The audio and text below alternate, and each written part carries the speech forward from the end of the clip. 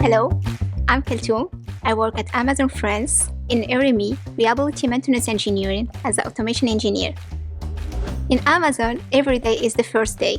All of the days I must check the metrics like the KPI of the machines, availability, quality, performance to see all of the 24 hours it's working well or there is something that impacts the performance, and that is preventive maintenance. For me as an automation engineer, I use my laptop to support the other team like ops engineer or the technician. We can check firstly the SCADA to see the problems that happen, the alarms that we have in the different machine. We can check, for example, if the sensors, motors, variator is working good or not. I really like my colleagues. We work together, we work as a team. They helped me so much at the beginning when I haven't enough experience. If you're doing something really interesting or something good, you can share it with all of your team and you can say, we do that and it's working very well.